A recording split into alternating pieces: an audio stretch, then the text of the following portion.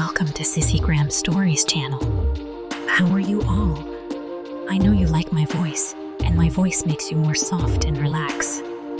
Hit the like button and subscribe button if you like my voice, and my voice makes you feel more girly by reading this kind of stories.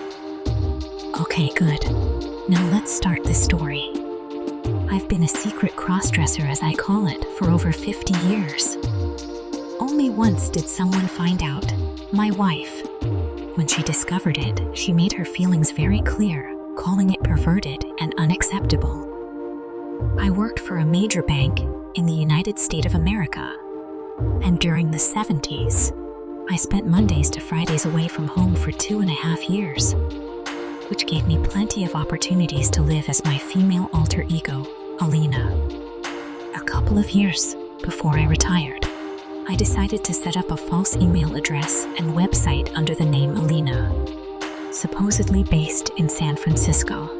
Since I'd been there on holiday with my wife a few times, I figured I could talk about the city well enough if anyone ever asked. To make the fake email seem more convincing, I even set my computer clock back by 8 hours to match San Francisco time. I sent this email to 18 recipients. 16 were fictional, 1 was to my wife, and 1 to a second false persona ID created named Anna, which sounded American to me. The email read, "Hi ladies, Linda gave me your email addresses, thinking you might be interested in my story and what I did after catching my husband cross-dressing. He's 54, and when I caught him, he was wearing totally age-inappropriate lingerie, a purple satin G-string that barely covered him, along with a matching half-cup bra with cutouts for his nipples, a frilly garter belt, and black stockings. He looked exactly like what he was, a man in women's underwear." I was furious, but kept my reaction in check. He admitted he'd been wearing women's lingerie for around 5 years, and that it turned him on. So, I decided to allow it, but only on my terms. Now, he only wears old-fashioned styles, mostly from the early 60s, so he's definitely not competing with me. I've attached 3 photos showing what he looks like now in his lingerie. Since then, I've noticed he's much more docile and helps more around the house. I even have him dressed as a maid sometimes, but that's a story for another time. Maybe you should dress your husband similarly. It's been very worthwhile for me. I had found the photos on a website. They showed a crossdresser, who I guessed was in his late 40s, dressed in vintage lingerie.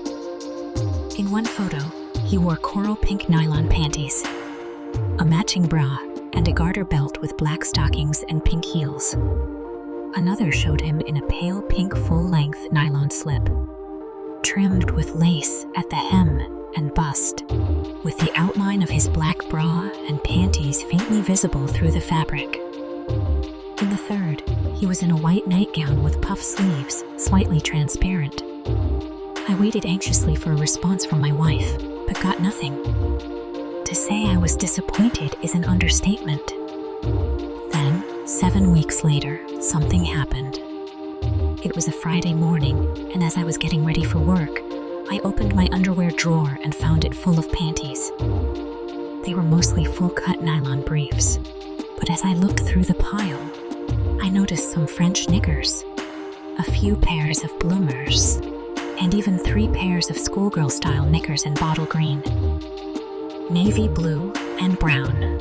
Most of the panties were white, but there were some in pink and black as well. Surprised, I considered protesting to my wife about where my usual underwear had gone, but she either ignored me or pretended to be asleep. With no other option, I took a pair of white full-cut panties to the shower. After I'd showered and dressed in the panties, I felt an unexpected thrill. It took some effort to stop myself from getting overly excited. Otherwise, I dressed normally for work, had breakfast, made my wife a cup of tea, and then headed to the bank. All day, I felt like my staff must somehow know I was wearing panties, but of course, they didn't. That evening, my wife and I had dinner in near silence. We went to bed our usual time, and under my pillow, I found not my pajamas, but a turquoise nylon nightdress. It was double-layered and knee-length. I considered protesting, but decided it was best to go along with it, so I put it on. Once again, I felt that familiar thrill, even though my wife slept with her back to me the next day. I wore another pair of white panties. Over the following weeks, I found myself wearing panties every day. Occasionally, I try the French knickers, and once, on a particularly cold day, I wore the pink director knickers. They felt odd at first, reaching below my knees, but I grew to like them. At work, I was constantly on edge, convinced that people, especially the female staff, could tell I was wearing women's underwear. After some time, my socks disappeared and were replaced by stockings and suspender belts, mostly in white, but with some in other colors too. Some were simple, while others were frilly or had satin panels. Most had 4 suspenders, but a few had 6 or even 8. It took some practice to clip them on properly, especially at the back, but I figured out it was easier to put them on backward and then turn them around. Eventually, camisoles, teddies, and slips replaced my undershirts. They were all made of soft nylon and often trimmed with lace. Wearing these under my work clothes made hiding my secret more challenging, so I started wearing thicker shirts to conceal the outline. At night, I wore old-fashioned nylon nightdresses, ankle length usually, but once I found a see-through baby doll with matching panties. Around this time, I noticed my nipples had started itching, and I was having mood swings. I began to suspect my wife was somehow slipping me female hormones. On top of that, I was struggling to get aroused. We hadn't had sex in years, but now it seemed impossible. Then, about 8 months after the panties first appeared, I found bras in my drawer. I had anticipated this, but it still shocked me my wife now expected me to wear a padded bra to work every day. Some even came with breast forms, making it look as though I had actual breasts that moved slightly when I walked. I became extremely anxious about being discovered, but if anyone noticed, they didn't say a word. I was now 58, and it had been over a year since I started wearing women's underwear to work. Just after my birthday, my wife announced we had an appointment with she wouldn't say why, but at the appointed time, we met with the Accra manager, our woman around my age, dressed in a rather frumpy woolen outfit.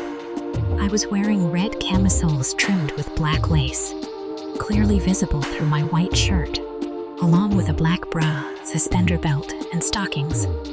My wife did all the talking. I don't know if anyone in John's department has mentioned anything, but he's been wearing women's underwear as part of his transition to living as a woman.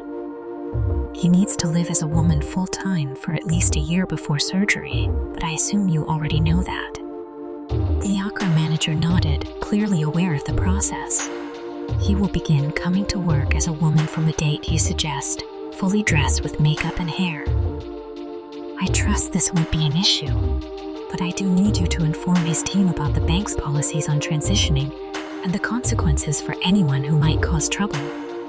The Accra manager suggested I start on Monday of the following week, which my wife readily accepted. I could hardly believe it. My wife was making me live and work as a woman, 247. After leaving the bank, she took me to several charity shops, where I had to buy dresses, skirts, blouses, cardigans, and shoes, all appropriate for my role at the bank. We even went to a specialist wig shop, where I was fitted with 4 wigs suited to my age, 3 of them tightly permade. The day I began working as Mrs. Alina Woodcock arrived quickly. My wife drove me to work, dressed in pink underwear, a matching blouse that showed the outline of my bra, and a brown pleated skirt. She applied my makeup modestly and fitted me with a brunette wig. I wore gold wedding and engagement rings on my left hand, as my wife insisted I should appear as a married woman. My new life at the bank was nerve-wracking. My deputy manager greeted me with a formal, "Good morning, Mrs. Woodcock," but the staff's reactions were mixed. Young younger women were curious about my old-fashioned clothes, with one even asking if my underwear was as dated as my outerwear. Older female colleagues seemed more interested in whether I had a love life, which I found embarrassing. The male staff avoided me, though some wore expressions of discomfort or even disgust. 18 months later, I was offered early retirement. During my farewell party, my deputy mentioned my upcoming holiday to Mexico, emphasizing the destination in a way that made me realize the truth. I understood then why my wife had pushed me to commute the maximum amount of my pension. She had secretly arranged for me to undergo sex reassignment surgery in Mexico. This was never what I intended when I sent that fake email. Okay, so story ends here now. I want you to write in comment section. What will you do if you were in that character? And what should be the next part of this story? Don't forget to subscribe this channel for daily updates of Sissygram stories. I will get back to you with new story content soon. Take care. Bye.